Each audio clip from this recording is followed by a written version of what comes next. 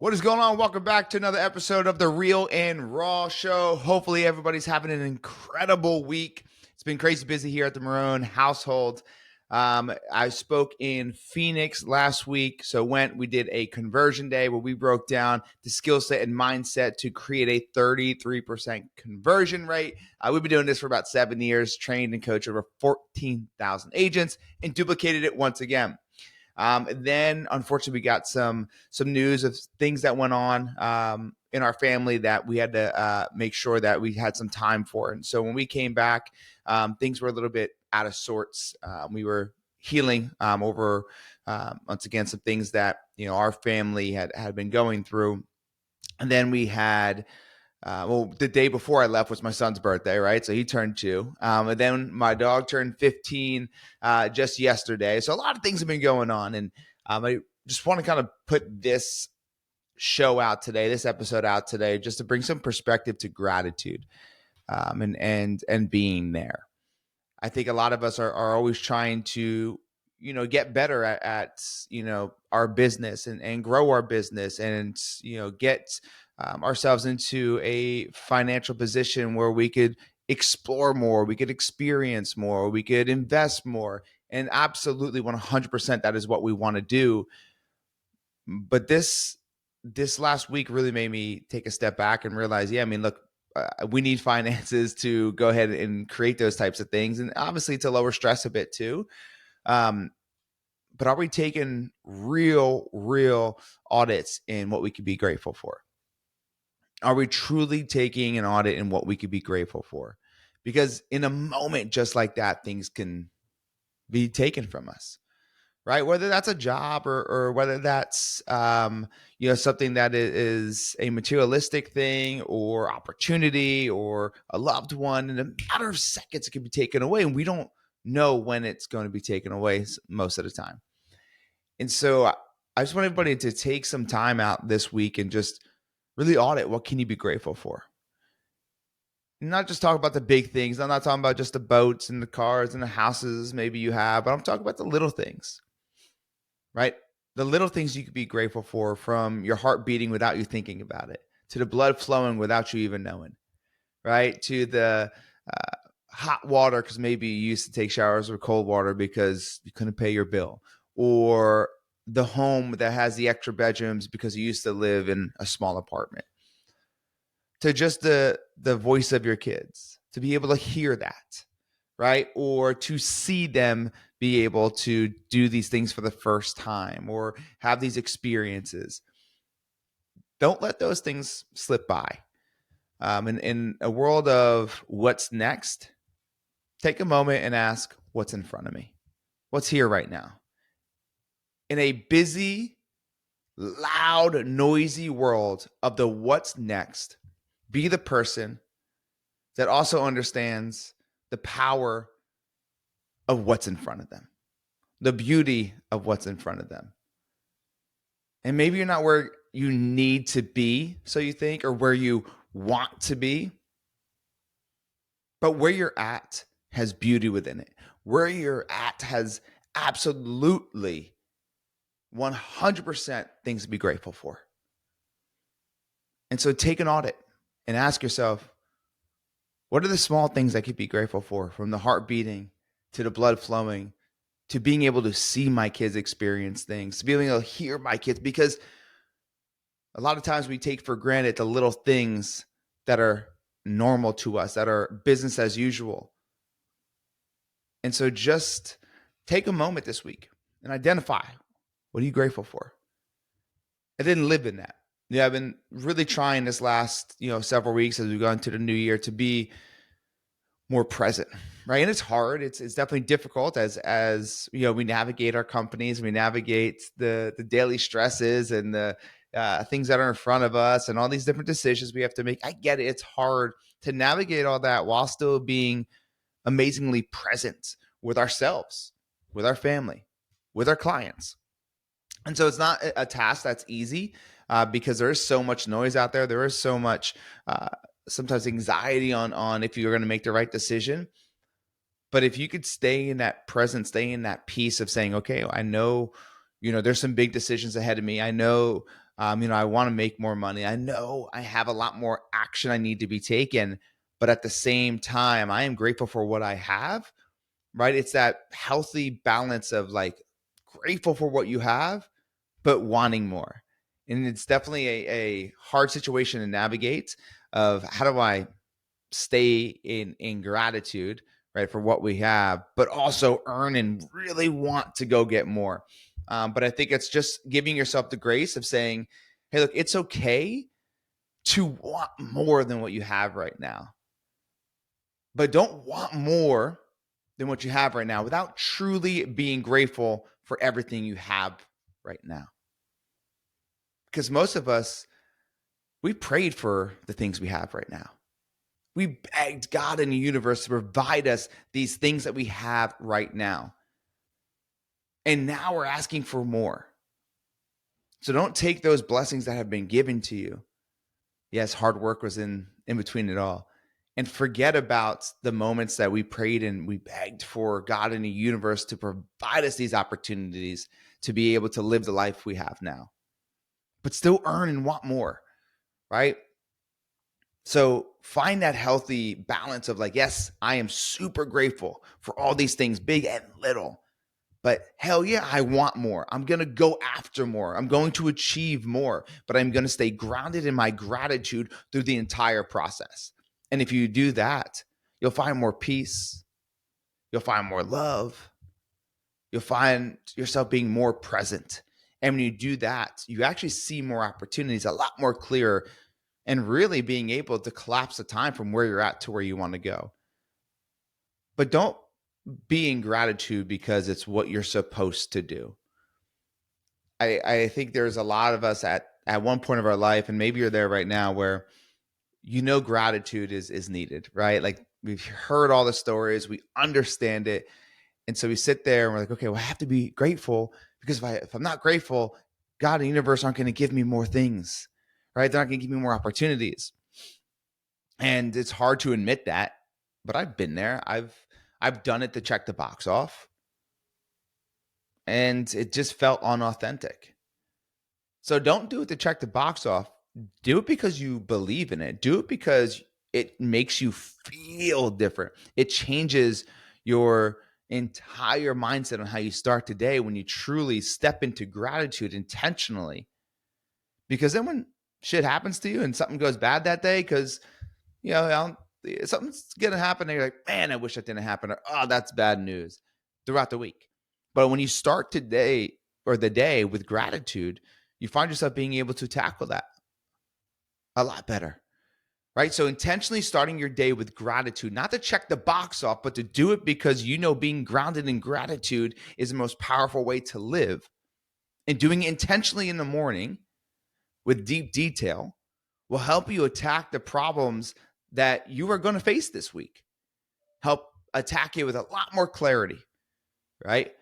A lot less stress, a lot more poise, being able to get through that challenge or that problem a lot quicker, right? And creating even a better solution when you first intentionally grounded yourself with the gratitude of the big and small things.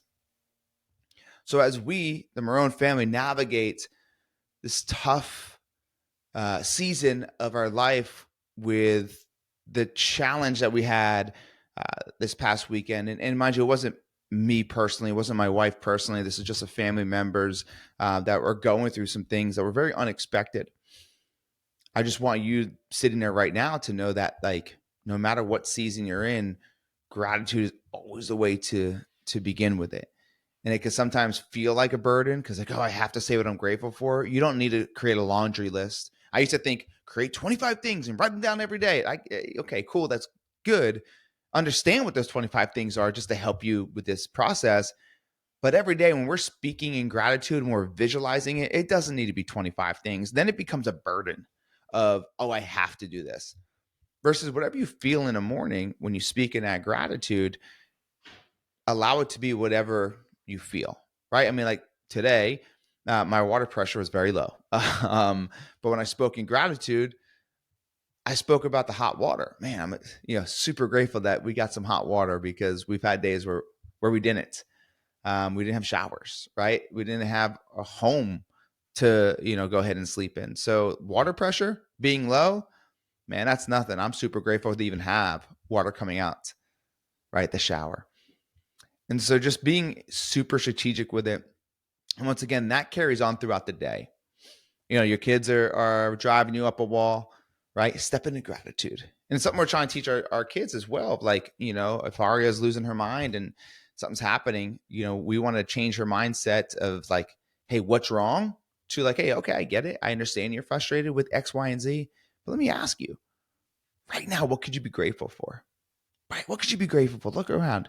Maybe it's that toy. Maybe it's that Santa brought this. Maybe it's that you have two parents that are here with you right now helping you. Maybe it's your little brother. Maybe it's the car that we're in. What can you be grateful for right now? Because once you start to do that, you start to really change the framework of how people think. So it's a challenge to you.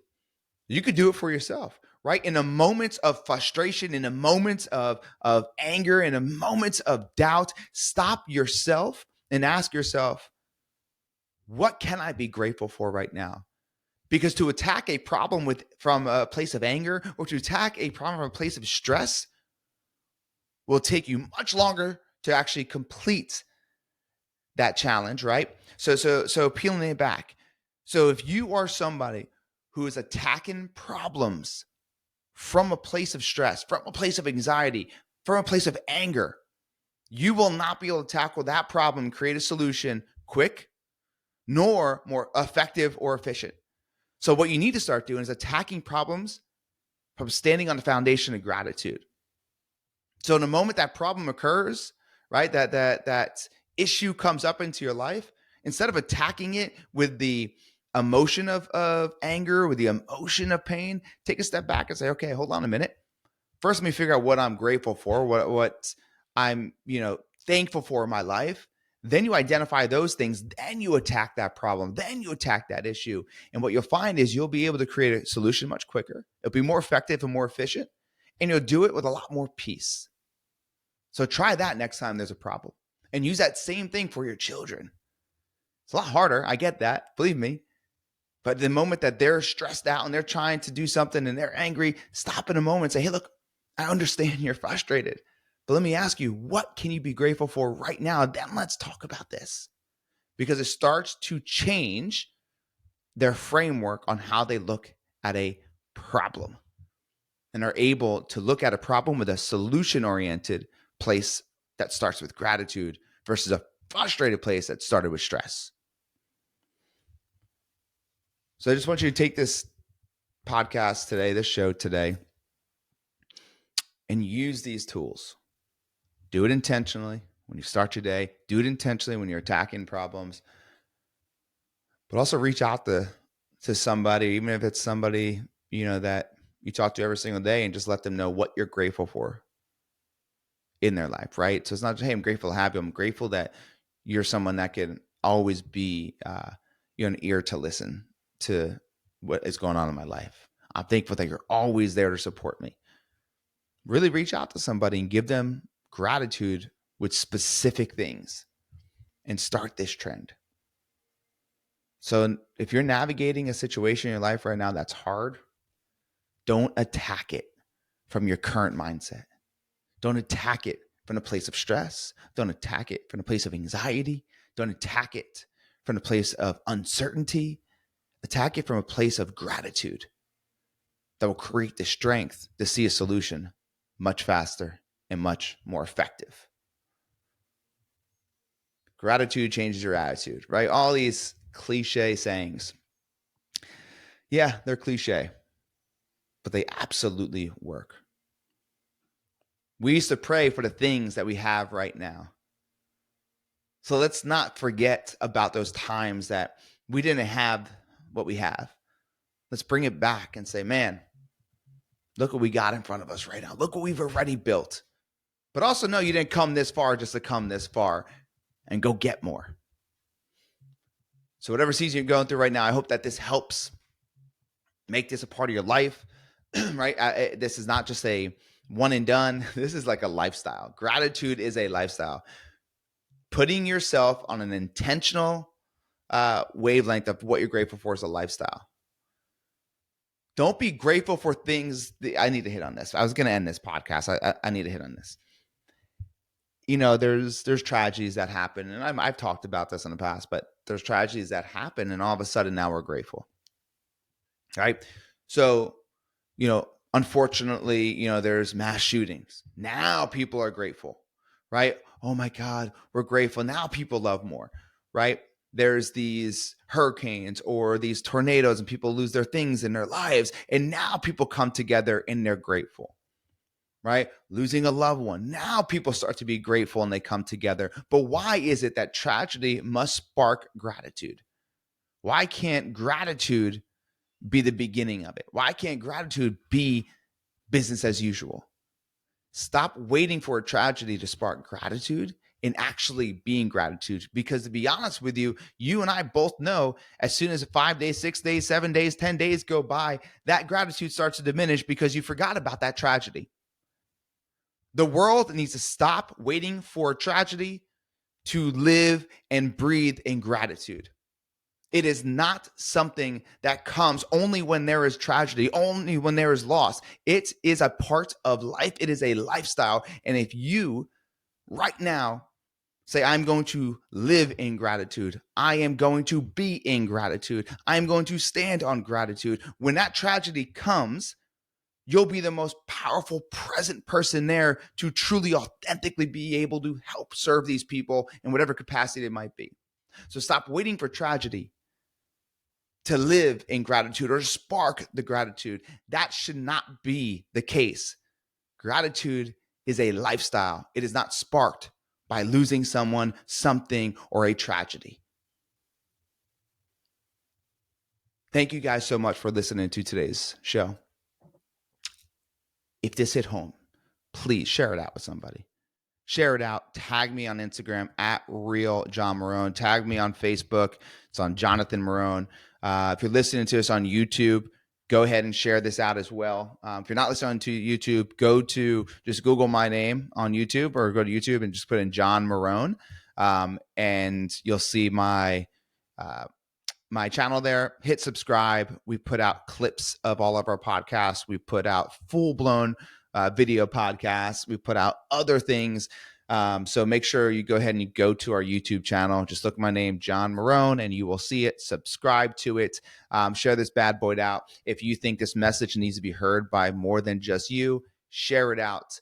And as always, don't wait for a door of opportunity to open. Go kick that damn door down and take what is yours. But start with gratitude. Till next week, guys.